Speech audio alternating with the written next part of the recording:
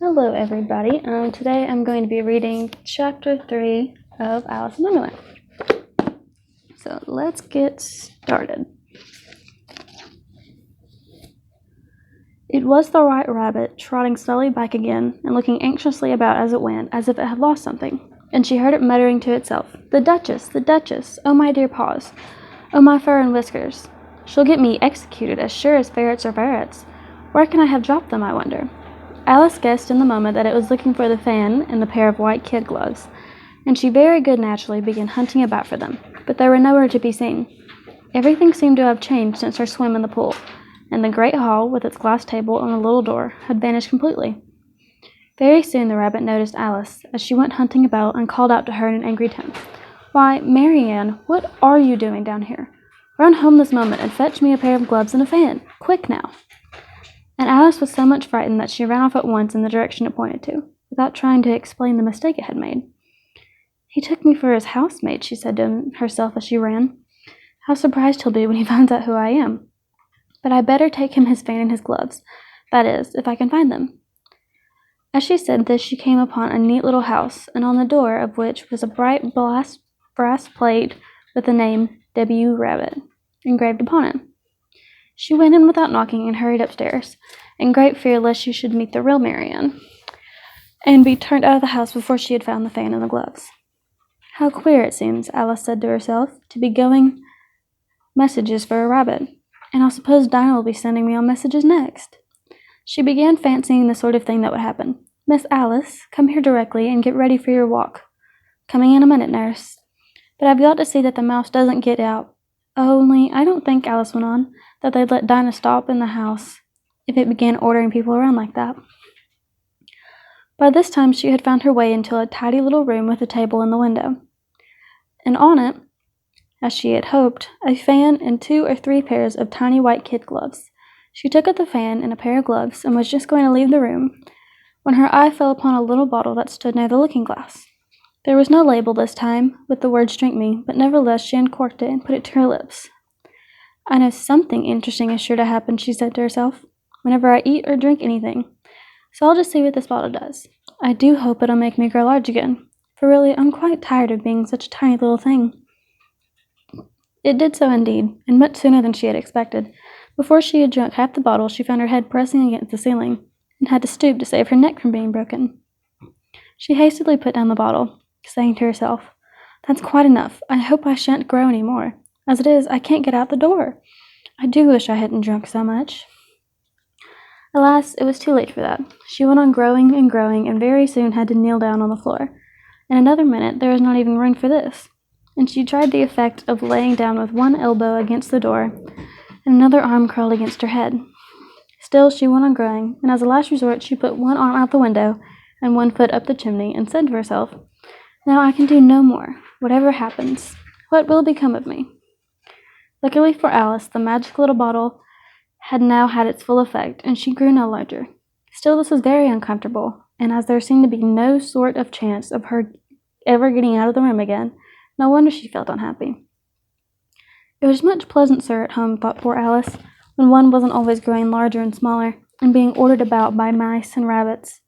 I almost wish I hadn't gone down that rabbit hole. And yet, it's rather curious, this sort of life. I do wonder what can happen to me. When I used to read fairy tales, I fancied that kind of thing never happened, and now here I am in the middle of one. There ought to be a book written about me. That there ought.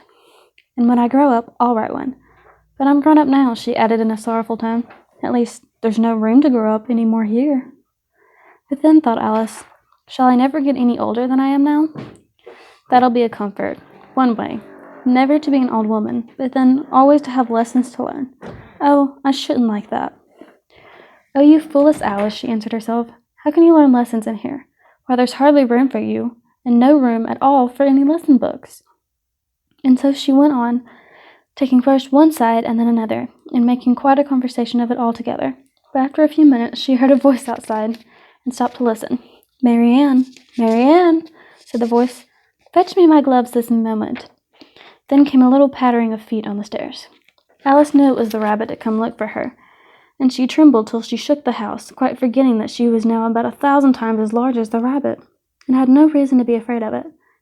Presently, the rabbit came up to the door and tried to open it, but as the door opened inwards, Alice's elbow was pressed hard against it. That attempt proved a failure. Alice heard it say to himself, "Then I'll go round and get in the window."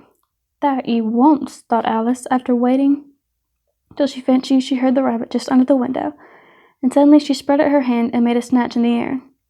She did not get a hold of anything, but she heard a little shriek and a fall, and a crash of broken glass, for which she concluded that it was just possible it had fallen into a cucumber frame, or something of the sort.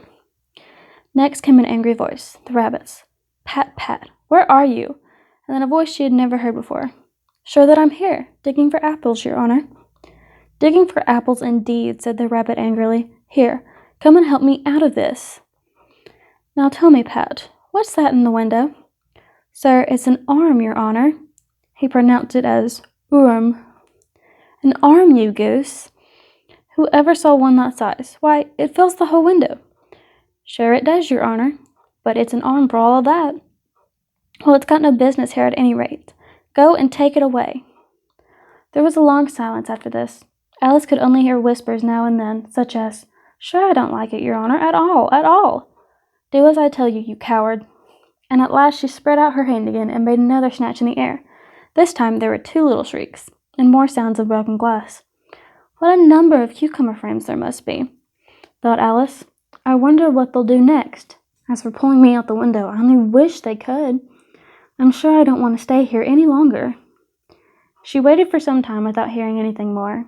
At last came a rumbling of little cartwheels, and the sound of a good many voices all talking together. She made out their words. "Where's the other ladder? Why, I hadn't to bring but one. Bill's got the other. Bill, fetch it here, lad. Here, put 'em up the corner. No, tie 'em together first. They don't reach half high enough yet. Oh, they'll do particularly well enough. Don't be particular. Here, Bill, catch hold of this rope. Will the roof bear? Mind that loose slate. Oh, it's coming down. Heads below." A loud crash. "Now, who did that?" "It was Bill, I fancy." "Who's to go down the chimney?" "Nay, I shan't. You do it." "Then I won't, then." "Bill's to go down. Here, Bill. The master says you're to go down the chimney." "Oh, so Bill's got to come down the chimney, has he?" said Alice to herself. "Shy, they seem to put everything upon Bill. I wouldn't be in Bill's place for a good deal. This fireplace is narrow, to be sure, but I think I can kick a little." She drew her foot as far down the chimney as she could and waited till she heard a little animal. She couldn't guess what sort it was, scratching and scrambling about in the chimney close above her. Then, saying herself, "This is Bill," she gave one sharp kick and waited to see what would happen next. The first thing she heard was a general chorus of, "There goes Bill!" Then the rabbit's voice alone, "Catch him! You by the hedge!" Then silence, and then another confusion of voices.